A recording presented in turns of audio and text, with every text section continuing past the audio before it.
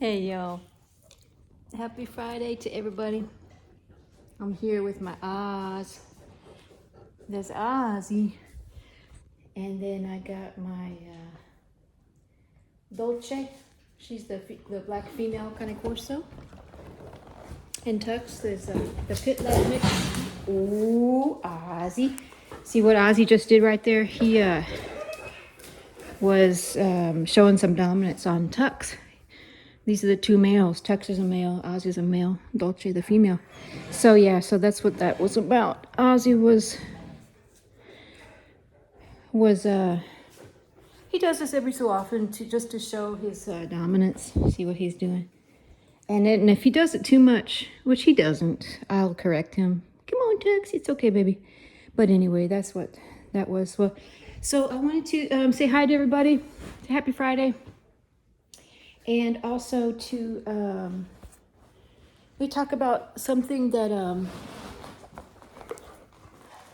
one of the commenters had mentioned. Really appreciate all the comments, by the way.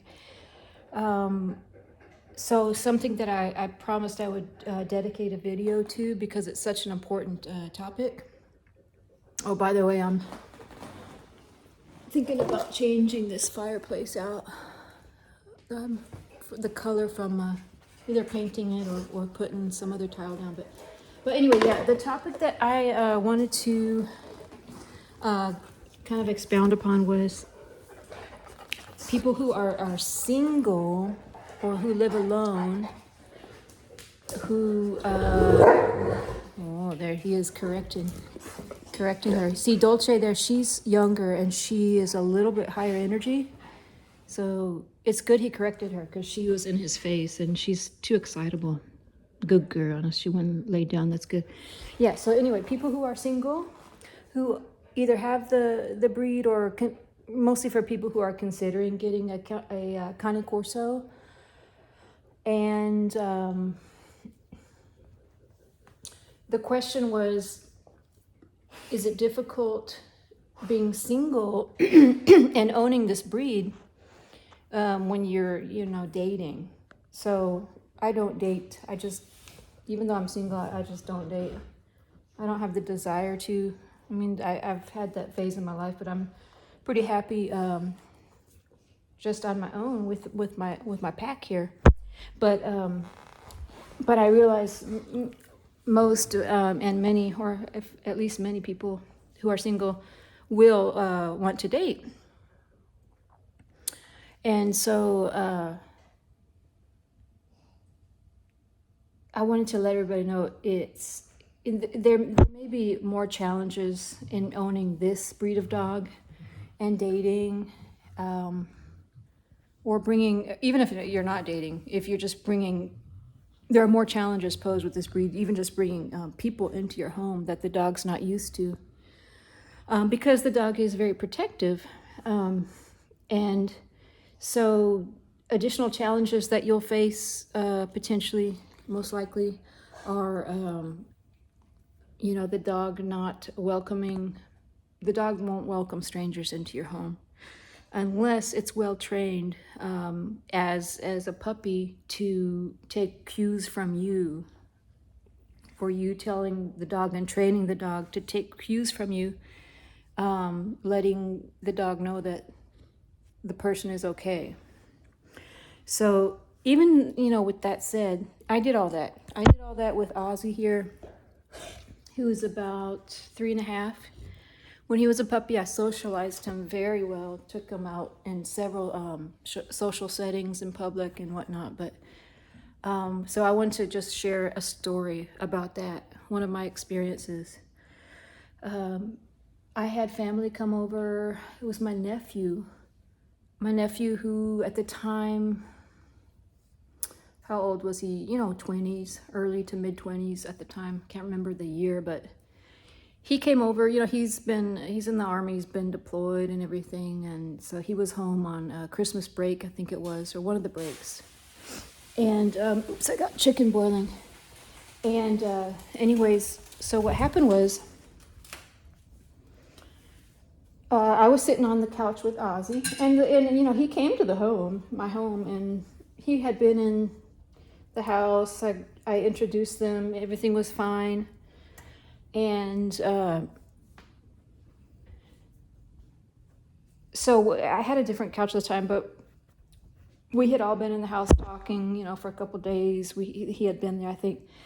And I was sitting down on this, say like this area right here. And my nephew was, say, on that chair. It was my other house, but, you know, similar type setting. And so we're all sitting here, we're talking, my nephew's talking. I'm sitting here with Ozzy on this part of the couch.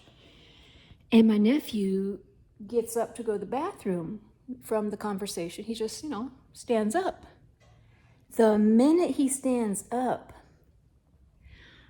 Ozzy stands up from the couch, stands up on the couch and kind of lunges towards my nephew and, oh, you know, barks loud, almost like a hey, sit back down type bark, you know.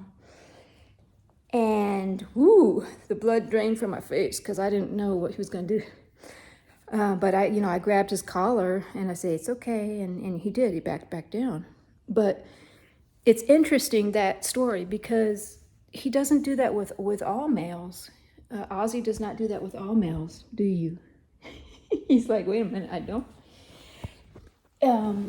For example, my dad comes over and never once has Ozzy ever done that to my dad.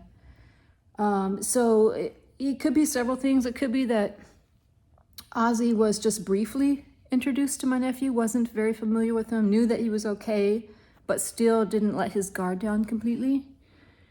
And so,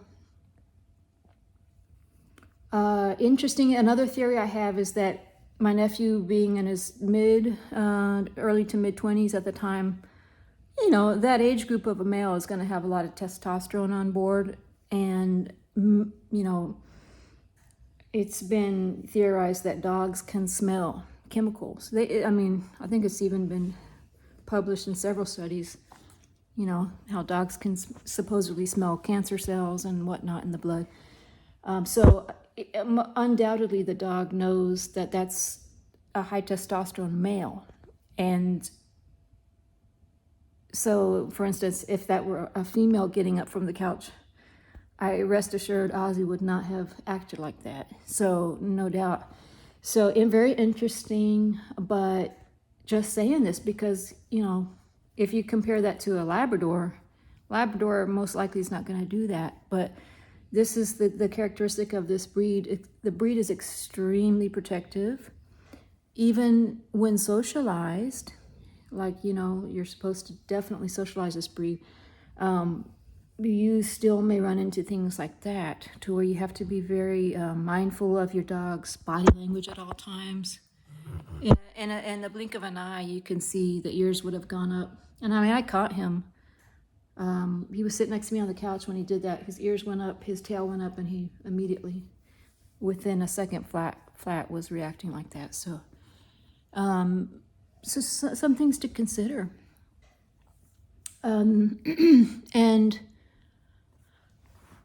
so it can be done, you know, but the other aspect of, you know, aside from the protective aspect and making sure that the dog is very well socialized before you start bringing people into your home, the other aspect to consider, you know, for single people, when you don't have anybody else in the house with you that can help, to watch the dog and be with the dog, is that if you're leaving your house, like, even, you know, you may work a full-time job like I do, and then you want to do extracurricular things even outside of work. So if you want to be gone, you know, then you have to realize the dog is going to be home alone while you're at work for, you know, up to 8 hours, maybe, in general. And then if you want to go out and date, maybe go out that night, you know, the dog potentially is home alone without you to guide it or to train it or to reinforce the training or just to comfort it. You know, it's going to probably develop anxiety. and you know, it's not going to get that training and reinforcement because you're not there. So you have to consider all of that. It's going to be very difficult, you know, to if you don't have anybody else with the dog there that can do all those things that you would be doing if you were at home with the dog. So, you know, you may have to adjust a little bit, and maybe like if you want to date, you maybe instead of going out all the time, you know, bring whoever it is that you want to bring or go out with, you know, bring them to your home. But then again, there's that other issue. So you have to make sure that the dog is well socialized. So yeah, those kinds of things are additional challenges. Yeah, the dog, you know, people say, oh, it's a gentle giant and everything. Yes and no. Gentle giant with you. The dog will be a gentle giant with you and with people that the dog knows as family. For example, with my dad. My dad calls Ozzy a gentleman because he really is. With family and with people he knows and trusts, Ozzy acts like a gentleman. He's very polite and gentle giant. But with anybody else, the dog is going to do what the dog was bred to do, which is to protect its family. And they will protect to the death. You know, that's their chicken I'm boiling. I add that shredded chicken to a kibble.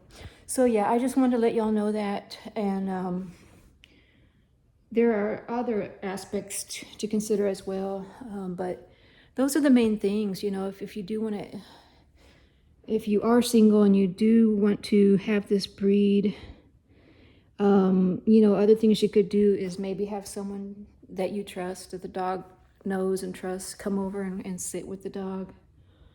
Or, you know, doggy daycare is one thing, but most doggy daycares will not take that dog if this breed of dog, flat out, and especially if it's not spayed or neutered, which is a whole nother topic. Really not recommended to spay and neuter this breed, for a male anyway, but that's another topic, another tangent I could go down.